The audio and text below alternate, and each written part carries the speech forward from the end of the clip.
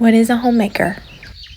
I asked this question 3 years ago, and this is what I came up with. A homemaker is defined as a person who manages the home, especially but not limited to a housewife. The key words here are but not limited to a housewife. According to this, you, a 9-to-5 worker, can be a homemaker. In this day and time, it is extremely hard to live off of one income. Most families have to have 2 incomes coming in to make it, and moms have to work out of necessity.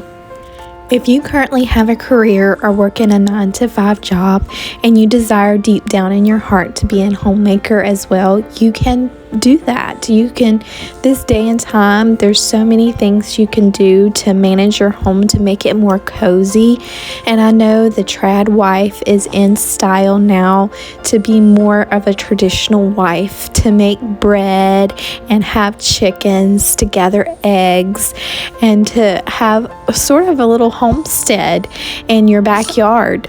Or if your goal is to quit your job and become a full-time homemaker, just keep working towards that goal. I just recently made a video about this, and I will link it in the description box, but it is some things that you can work towards to help you get that goal done in the future. I just gave up my full-time position of June 2024, and I have not forgotten the struggle it is to work a full-time position, come home and homemake. You really have to set a schedule and prioritize your time when you work a full-time position and homemake. Not that you don't have to do it when you're just a full-time homemaker. Of course you do. But I feel like you have to do it more so when you're working a full-time position. You come home, you have to cook supper, you have to take care of the kids, you have to get the laundry done, you have to clean the kitchen, you have to clean your regular schedule and clean up the house. It's just a lot. And no one expects you to get it all done in one day. You can't get it all done in one day. It's impossible. The key thing to do here is to ask for help. Charlie Mackesy wrote this kid's book, and it's called The Boy, the Mole, the Fox, and the Horse, and it has such pretty illustrations. It's one of my favorite kids' books, and it has a quote that talks about helping.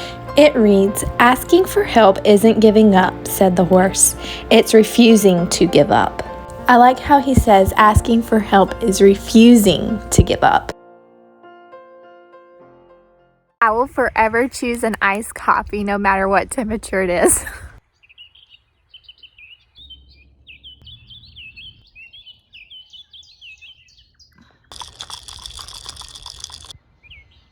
3 years ago, I made a video called Encouragement for a Working Homemaker, and in this video, I try to encourage the working homemakers because I know how stressful it is to work a full-time job and to come home to another job, because that's what it is. Homemaking is a second job, or if you stay at home, it is a full-time job. And you never get away from it. It is always there. You always have something to do. You always have something to manage. There are no days off. Still to this day, that video does really well and it still gets views. So I wanted to just do a sequel, a follow-up video of me trying to encourage the working homemaker. The first bit of encouragement I want to give is if you are a working homemaker who works a 9-to-5 or a part-time job and you want a different lifestyle, you want to come out of that lifestyle and you want to be a full-time homemaker, stay-at-home mom, I see you. I know what it's like to be sitting at your job and just wanting a different lifestyle, want to be at home with your baby or babies, wanting to be more of a traditional wife. I see you and you will eventually get there. Just keep praying, just keep working towards your goals. I know that it is hard at this point because you just got to push through it, and there's nothing much else that you can do other than to keep working hard. This makes the best medium steak you will ever eat. The skillet is the key. I promise you, it's better than any restaurant. It's so good. The next bit of encouragement goes out to those homemakers that want the career and want the 9 to 5 and also want to be more of a traditional wife. Go for it. You can do it. You can add those little bitty pieces of coziness to your home and manage it more in a traditional way. And that is very admirable right there. That is very godly, to be more present in the house and to manage your home more. And you can do it. Just set a schedule, set a block, set times to do stuff, and set timers. It's going to be really hard. It's going to be really stressful at times, but I think that at the end of the day, it's going to be very rewarding too. Try not to get overwhelmed. As long as your kids are fed, safe, and happy at the end of the day, that's all that matters. You'll get to that thing you need to clean, that thing you need to declutter, that thing you need to do eventually.